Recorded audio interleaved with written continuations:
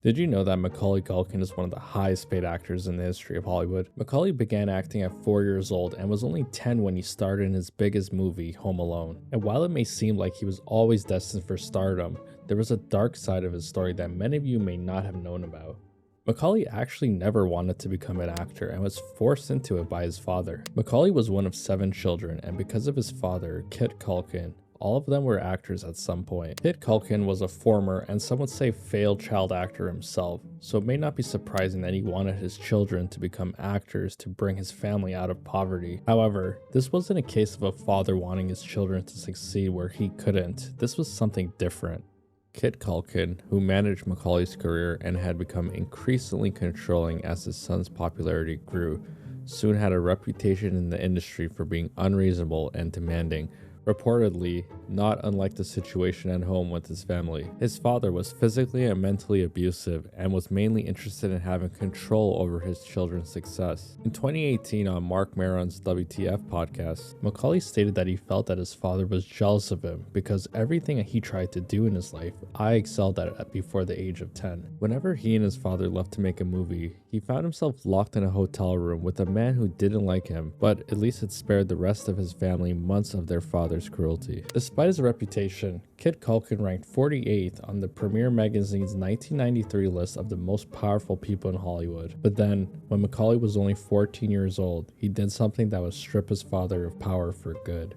Macaulay announced that he wanted to retire from acting to live a normal life. This was a decision that was heavily influenced by his parents' decision to separate around this time, but it came as no surprise considering his father's abuse. The bad publicity surrounding his family life affected the way the public viewed Macaulay. He was no longer just an adorable kid, but a teenager that was having problems at home. His parents had a long and expensive custody battle over the children and the division of Macaulay's money. Macaulay said it wasn't until his parents' custody battle that he learned that he was worth about $50 million because his father kept him in the dark about his finances. During the custody battle, a lot of Macaulay's earnings were spent on legal fees, and he knew he needed to do something to gain control over his money before he lost any more. According to Macaulay, basically, I had millions and millions of dollars in the bank, and my mother couldn't pay the rent because she was spending all of her money on lawyers.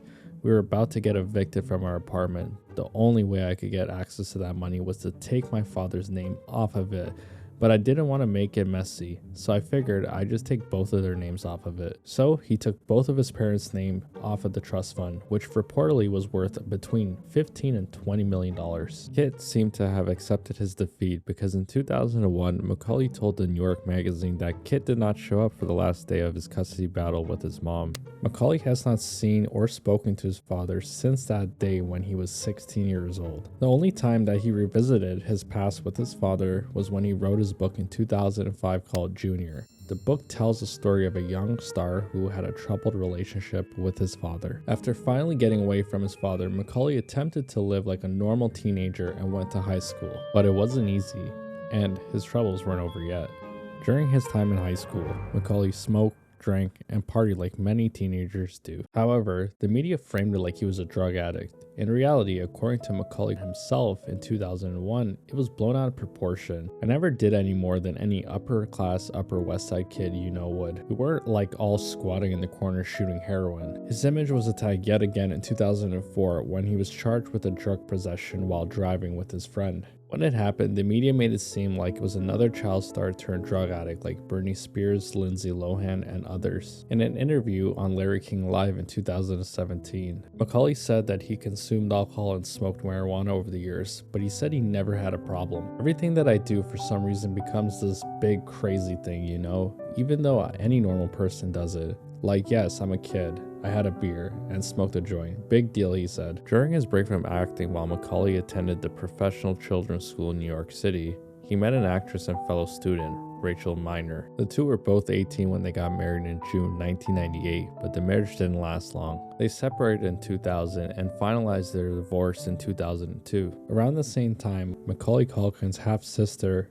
Jennifer Adamson, passed away from a drug overdose. Then, things seemed to take a turn for the worse yet again. On December 10th, 2008, his older sister, Dakota, passed away after being hit by a car on the way home from a bar in LA. These tragic losses left Macaulay broken, and it was around this time he was seemingly unhealthy and had lost a lot of weight. But it wasn't long before Macaulay met the one person that could help him heal. In 2017, he met Brenda Song, a co-star he met on the set of Changeland. Brenda Song is best known for her role as a child actor on the show Sweet Life of Zack and Cody. They could truly relate to one another since they were both child actors, and they have been together ever since. It's interesting to note that Macaulay surprisingly took an offer for a Google Assistant ad in 2018 where he revisited his Home Alone role. The ad recreated scenes from the movie where Macaulay shaved his face, jumped on the bed, and decorated his Christmas tree, all while asking Google Assistant to set the reminders for him. This is something unthinkable for Macaulay since his Home Alone role had such negative memories associated with it, and I think Brenda's support had a lot to do with his encouragement to do it. In 2018, on an episode of Joe Rogan Experience, Macaulay spoke about Brenda and said, all that kind of stuff. So again, this one's a good one. So like I'm probably gonna put some babies in her, like in a little bit. Yeah. I mean, we've definitely been practicing, but yeah. That's important. Yeah, but this. And now he and Brenda have 2 children together, and they have named their first son Dakota after his late sister. They got engaged shortly after this, and now they have a second son who is 1 year old named Carson. It seems that Brenda has finally brought Macaulay out of the darkness. In December 2023, Macaulay was honored with a star on the Hollywood Walk of Fame with Brenda and his 2 children there. Lastly, but not leastly, I'd like to thank Brenda.